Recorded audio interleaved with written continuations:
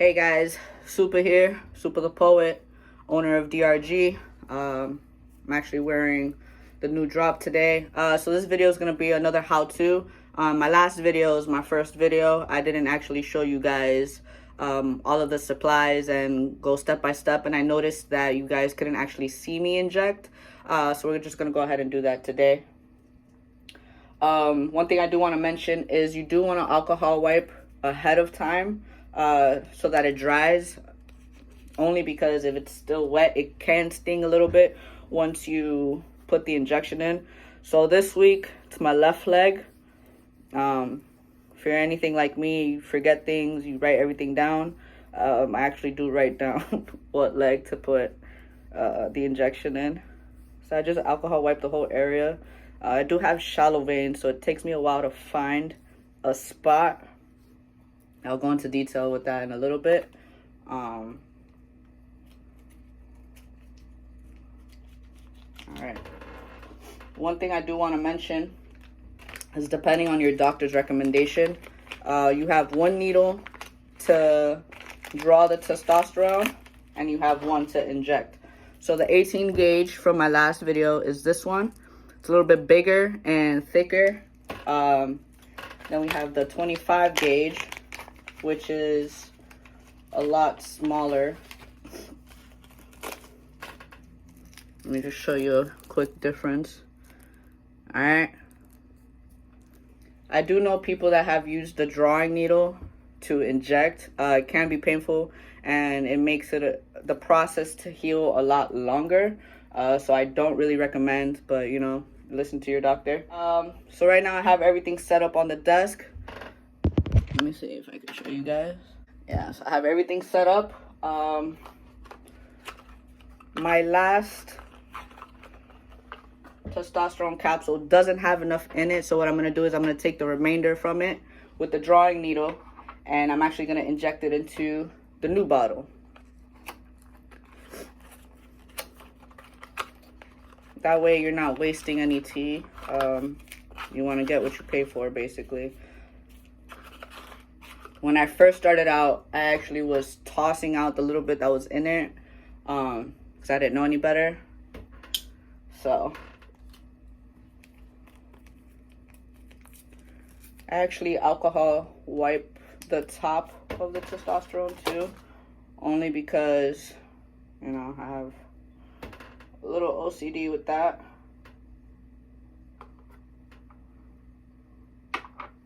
Alright, we're gonna wait for that to dry.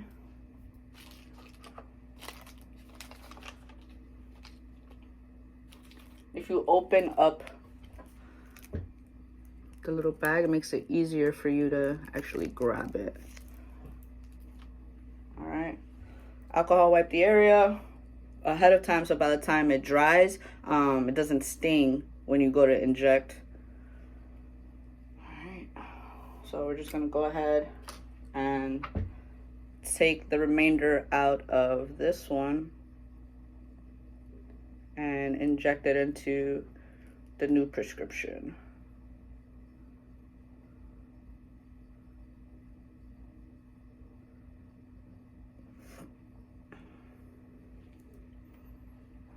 Alright, so this one is trash.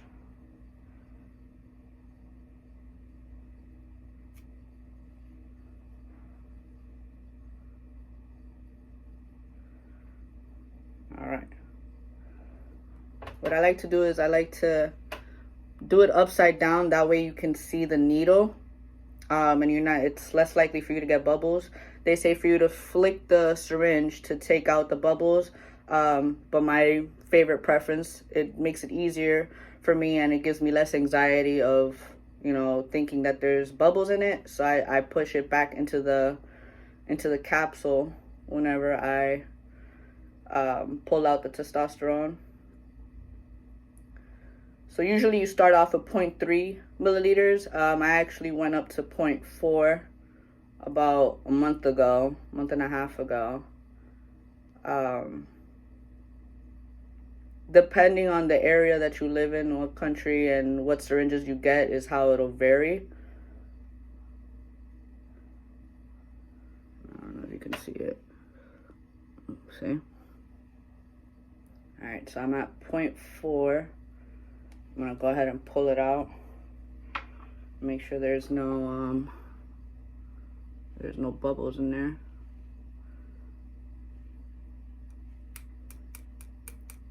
I'm only flicking it because when I pushed the remainder of the last capsule inside of this the new capsule, there was no bubbles.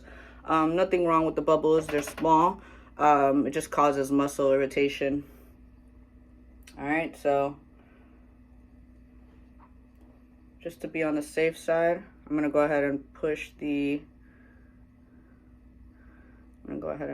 back in, just because I told you guys that I would do that to make sure there was no bubbles. I did see a little bit of bubbles, so just to put my mind at ease, I'm gonna go ahead and draw again. You can do this as many times as you feel comfortable, actually. It all depends on you, really, what makes you more comfortable. In the beginning, I used to do it about 3 times. I'm not gonna do that this time, only because, like I said, I put the remainder of the testosterone into the new capsule, so I had already taken out the bubbles. So here we go, 0.4. You want to make sure that the bottom of the syringe, there's a black piece, hits the number you're at. Not the top piece, but the bottom piece. All right. So again, looking to see if there's any bubbles. I don't see any, so that's actually the glare from the light. All right.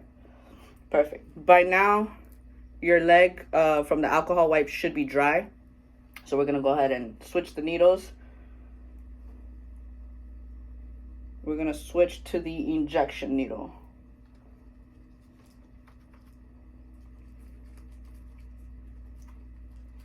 If you're not a fan of needles like me, the injection needle makes it a little bit easier for you to inject. I know it's kind of ironic because I have tattoos, but trust me, it's a completely different feeling. I've never been a fan of needles.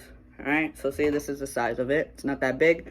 So I'm gonna go ahead and find an area.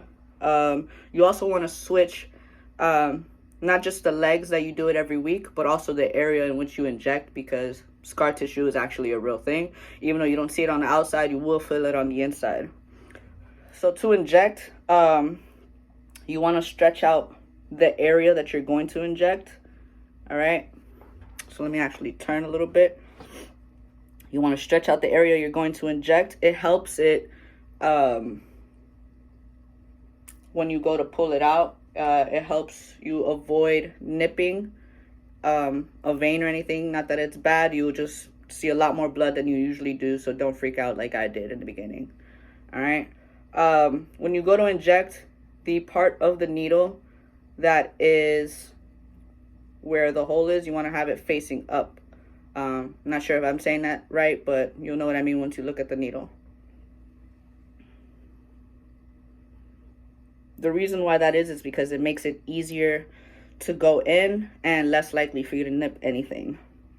All right, so I'm just gonna go on a whim here and go ahead and inject. Bear with me because, like I said, my anxiety tends to kick in.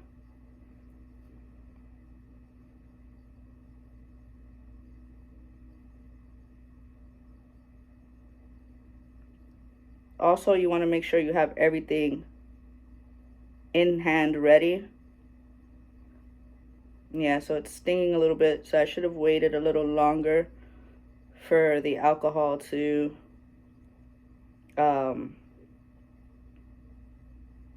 dry. I also skipped a step. Usually I push out a little bit of the tea from the top, just to be on the safe side. It's not necessarily a step you have to do, but it makes me feel better, again with the bubbles thing. But usually There's nothing wrong with that. As long as there's no bubbles in the actual syringe, you don't have to worry about it in the capsule where the needle is, you know, the part that you actually screw on. Make sure your hand is a little steady. You can use both hands like me. Just because my hands get shaky, that's why I'm using the chair arm. And I'm pushing it slowly.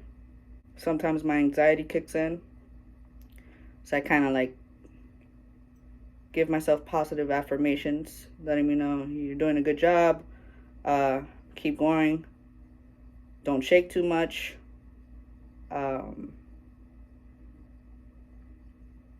Things like that makes it easier. Also, you want to relax your muscles so that they're not as tense. I have to remind myself that because, you know, fear of needles kind of makes you clench up.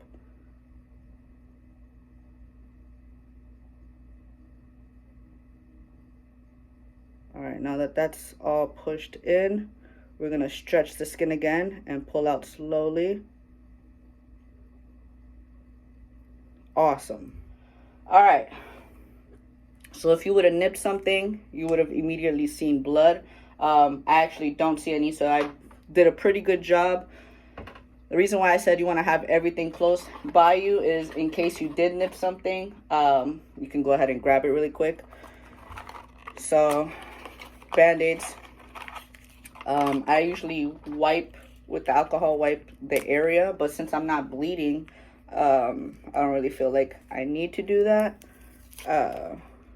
You will bleed after you put the Band-Aid on, just because, you know, it's an injection. But if you nip something, you'll know what I mean. As far as the blood, it actually like gushes out. I remember the first time I nipped the vein, I was freaking out. I called my friend who is also trans, and he actually showed me how to do the shot my first time. All right, that's pretty much what it is. Once you do that, you want to get everything situated. If you don't have a container to dispose of your needles, over here it's a red container for me. You can use any, I'd say, plastic container that can actually hold the needles. Like I know people have used, you know, detergent containers, 2-liter bottles, and you can actually dispose them with the fire department. Unfortunately, I actually left my container on my other desk, but it's good to dispose of them properly, because depending on where you live, you don't want to have just random needles being disposed, you know, the wrong way. It's not a good look, and especially if you know, the area that you live, they know where it comes from, you can get a fine, yada yada yada. That was the how-to video. I hope it was a little bit more detailed. And again, this is the new season of Dead Rose Garden. This is the DRG logo with the STP. We also have t-shirts with just the DRG logo, which is this one. 3, specifically for season 3. I did the number 3 because everything happens in 3s.